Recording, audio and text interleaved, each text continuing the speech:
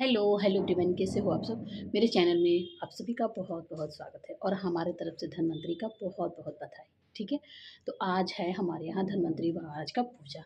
आप लोग के यहाँ कैसे कैसे पूजा होता है आप लोग ज़रूर बताना। तो आज हमारे यहाँ बहुत कुछ आया है, मतलब धन्वंतरि महाराज के दिन। ठीक है, तो सबसे पहले तो झाड़ू गिनना बहुत ज़्यादा शुभ होता है। तो सबसे पहले आज झाड़ू की पूजा होगी। लक्ष्मी पूजा पे ही आप लोग को दिखाएंगे कि मैं धनतेरस पे क्या खरीदी हूँ। तो बने रहिएगा हमारी ब्लॉग में। ठीक है, अभी हम चलते हैं धन्वंतरि महाराज की पूजा करने। तो कैसे कैसे हम पूजा करते हैं, क्या क्या चढ़ाते हैं, क्या क्या हमारे घर होता है, ये आप लोग को आज ब्लॉग में पता चलेगा। तो बने रहिए ब्लॉग में हमारे और फिर चलिए। और हम आज पहने हैं पीली वाली साड़ी, क्योंकि मतलब आज के दिन पीली साड़ी ही पहना जाता है और दिवाली वाले दिन। तो मैं दिवाली वाले दिन भी पीली साड़ी पहनूंगी और आज भी पहनी हूँ। तो ये साड़ी कैसी लग रही है आप लोग मुझे कमेंट करके ज़रूर बताना। ये बहुत ही हल्की साड़ी है, एकदम एक मुट्ठी का ये शिफॉन की साड़ी है और हमें ये कलर ना बहुत प्यारा लगता है। ठीक है, तो आप लोग को कैसा लगा आप लोग मुझे कमेंट करके ज़रूर बताना। और फिर चलते हैं पूजा करने, तो मिलते हैं सीधे मंदिर में। ठीक है,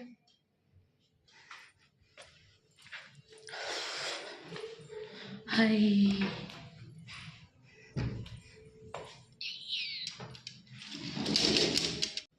तो मैं आ गई हूँ अपने पूजा रूम में और यहाँ पे हमारी जो पूजा है वो स्टार्ट होने वाली है।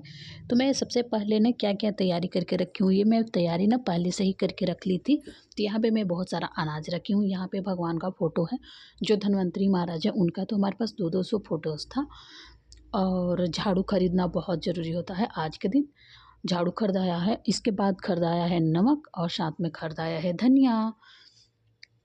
तो यहाँ पे मैं फ़ोटो को लगा दी हूँ, यहाँ पे मैं चौकी लगाई हूँ, इस पे मैं बिछा दी हूँ कपड़ा, ये पीले कलर का कपड़ा है और मैं यहाँ पे लगा दी हूँ। और यही है धन्वंतरि महाराज, तो आप लोग दर्शन कर लीजिए।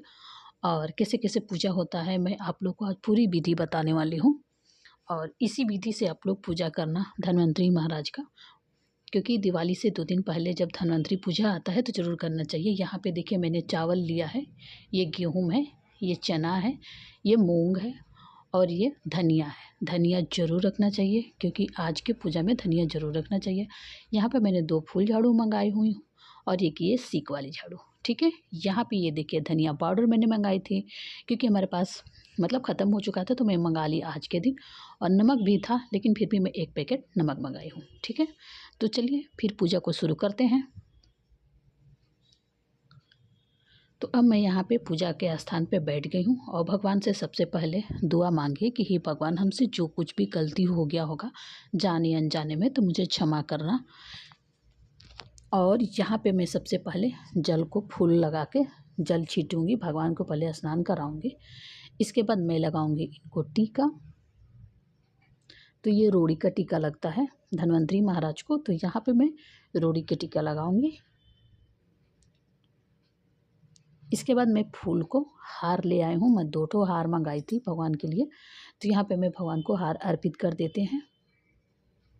और ये धन्वंतरि महाराज का पूजा ना बहुत ज़रूरी है। जितना इम्पोर्टेंट है लक्ष्मी जी का पूजा करना लक्ष्मी पूजा के दिन, उतना ही इम्पोर्टेंट है धन्वंतरि महाराज का पूजा करना। यदि आप लोग के पास फ़ोटो नहीं है तो आप कृपया करके ज़रूर मंगा के और पूजा ज़रूर करिएगा, बहुत ही शुभ होता है।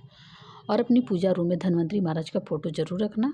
तो यहाँ पे मैं सबसे पहले जल को रख दिया है और भगवान को टीका वगैरह लगा दिए। यहाँ पे मैं सबसे पहले पूरा जो अनाज था उसको मैं रख देती हूँ और फिर प्रणाम करती हूँ भगवान को कि हे भगवान, हमसे कोई भी भूल चूक हो उसे क्षमा कर दीजिएगा।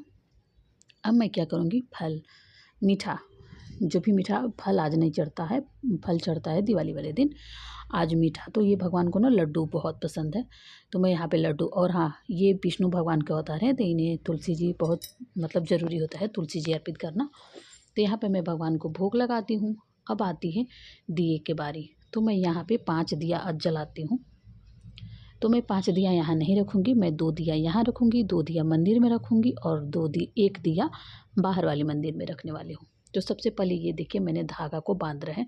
और हाँ, जब भी आप झाड़ू खरीदिए तो उसमें रक्षा नहीं सफ़ेद धागा बांधिए। आप लोग को नहीं विश्वास होगा तो आप मतलब गूगल से पूछ लीजिएगा कि मतलब झाड़ू में धागा बांधने से क्या फ़ायदे होते हैं। बहुत शुभ होता है, सफ़ेद रंग का धागा बांधा जाता है। तो यहाँ पर हम 3 झाड़ू मंगाए थे, जो कि 2 फुल झाड़ू मंगाए थे और 1 सीक वाली झाड़ू मंगाई थी। तो उसमें मैं सफ़ेद धागा को लपेट देती हूँ। आप इसको हमेशा के लिए लपेट के उसमें छोड़ दीजिएगा, क्योंकि उसका बंधन तो होता ही है, उसी में बंधा हुआ छोड़ दीजिएगा। तो फाइनली हम अपने चलते हैं झाड़ू को पूजा करने। तो सबसे पहले हम क्या करेंगे, रोड़ी लगाएंगे, क्योंकि झाड़ू ही घर की सबसे पहली लक्ष्मी हमारी घर की झाड़ू है। तो यहाँ पे मैं फूल चढ़ा देती हूँ। ये जो धनिया का पाउडर था मैं वो भी भगवान के पास रख दी। मैंने वैसे साबुत धनिया रखा था। यहाँ पर मैं 5 दिए लगाती हूँ सबसे पहले। तो ये दिया 5 जलेगा नहीं, 2 दिया यहाँ जलेगा, 2 मंदिर में जलेगा, 1 बाहर में जलाऊंगी। तो यहाँ पे मैं लेकर आई बत्ती और घी। तो सब में पहले बत्ती लगा लेते हैं एक एक करके, और इसमें डाल लेते हैं देसी घी। तो इस तरह से धन्वंतरी का पूजा होता है हमारे यहाँ। तो मैं ये वीडियो हर साल बनाती हूँ, और इस बार भी मैं बनाई हूँ, क्योंकि लक्ष्मी जी के पूजा से पहले धन्वंतरी महाराज को घर में गृह प्रवेश जरूर कराना चाहिए, क्योंकि धन्वंतरी महाराज ही हमारे घर में सुख शांति और रिद्धि सिद्धि के साथ आते हैं घर में। तो इस वजह से धन्वंतरी महाराज का पूजा सबसे पहले ज़रूरी करना चाहिए।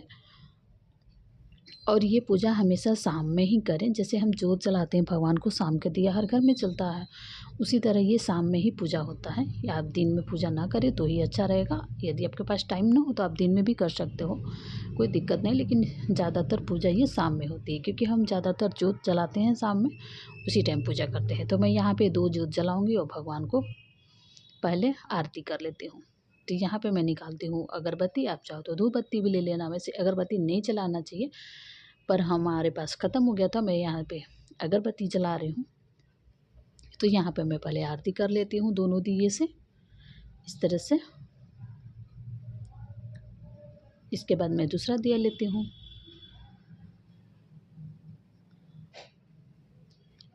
अब भगवान को धूपबत्ती यहाँ पे लगा के और भगवान से प्रणाम करेंगे कि हे भगवान, हमसे जो कुछ भी गलती भी हो गया होगा, जाने अनजाने में भी हो गया होगा, तो क्षमा करना और हमारे घर में हमेशा के लिए वास करना। तो यहाँ पे मैंने टिश्यू पेपर रख रही हूँ नीचे, ताकि दिया जो है ना वो, क्योंकि लकड़ी है और कपड़ा है तो शायद जल जाए, इस वजह से मैं यहाँ पे नीचे टिश्यू पेपर लपेट के रखती हूँ। चलिए, पूजा हमारा यहाँ का संपन्न हो चुका है। तो मैं आप लोग को फाइनली दिखाती हूँ भगवान का लुक। तो ये देखिए, सारी अनाज भगवान का पूजा हो चुका है। इसमें कोई ताम झाम नहीं करना है, ना ही आपको मतलब बहुत कुछ ऐसा कुछ लाना है, जी नहीं। आप एक फ़ोटो रखिए परमानेंटली अपने भगवान का रूम में और पूजा करिए। तो इस तरह से पूजा करने से घर में सुख शांति प्रदान होता है। अब मैं यहाँ पूजा कर ली, मैं अपने मंदिर का दिखा देती हूँ। तो यहाँ पर मैं भी अपना जो भी भगवान है, उनको सारी भगवान है, तो यहाँ पे मैं भोग लगा दी हूँ। अपने विष्णु भगवान को भोग लगा देती हूँ, क्योंकि मेरा फेवरेट भगवान है। और इसके बाद मैं यहाँ पे दुर्गा जी का भी भोग लगा दी हूँ। और कहते हैं कि एक लड्डू गोपाल को भोग लगा दो या फिर नारायण जी को भोग लगा दो, तो सभी लोगों ने मतलब होता है कि सभी को भोग लग गया। ये हमारे लड्डू गोपाल हैं, बैठे हैं सिंहासन पे। तो यहाँ मैं भोग लगा दी हूँ। और फाइनली हमारे धन्वंतरी महाराज भी देख लीजिए। अब मैं चलती हूँ बाहर के मंदिर में, आप लोग को दिखाती हूँ कि मैं बाहर के मंदिर में भी कैसे सजाई हूँ और कैसे मैं पूजा की हूँ। ठीक है, तो मैं आ गई हूँ बाहर के मंदिर में। यहाँ पे हमारे हैं माँ भगवती दुर्गा माता, विष्णु भगवान, माता लक्ष्मी जी और सरस्वती माता। यहाँ मैं पूजा भी करती हूँ और लड्डू का भोग लगाई हूँ। नीचे है लक्ष्मी जी, श्री गणेश जी, शंकर जी और बजरंगबली, राधे कृष्ण, साईं बाबा। तो ये हमारी छोटी सी मंदिर है। तो कैसे लगे आप लोग कमेंट करके ज़रूर बताना। हेलो एवरीवन, तो फाइनली हमारी जो पूजा है वो संपन्न हो गया है। अब भगवान का प्रसाद पाने का अवसर अब हम लोग को प्राप्त होगा। ठीक है, तो हमारी जो पूजा पाठ है वो हो चुका है। मैं आप लोग को एक बार अपने भगवान से दर्शन करा देती हूँ अच्छे से। मैं कहाँ कहाँ भोग लगाई हूँ, कैसे कैसे पूजा की हूँ। और ये ब्लॉग कैसी लगी आप लोग मुझे कमेंट करके ज़रूर बताना। और वीडियो पसंद आएगी तो प्लीज़ मुझे लाइक कर लीजिएगा। यदि आप लोग न्यू होंगे तो सब्सक्राइब भी कर लीजिएगा। और आप सभी को हमारी तरफ से दिल से धनतेरस की बहुत बहुत बधाई। और माता रानी आप लोग के घर में इसी तरह सुख समृद्धि बनाए रखे और आप लोग अपने घर में खुश रहें। ठीक है।